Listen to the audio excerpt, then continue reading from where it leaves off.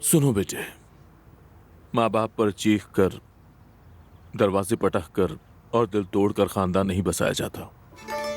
ठीक है, अगर चाहूं तो पैसा छोड़ दो, जो कारोबार है वो भी छोड़ दो। जरूरत पड़ी तो मैं सड़क पर मोजे बेच लूंगा। तुम्हारी शादी का खर्च उठाऊंगा मैं, और तुम्हारे लिए घर बना दूंगा।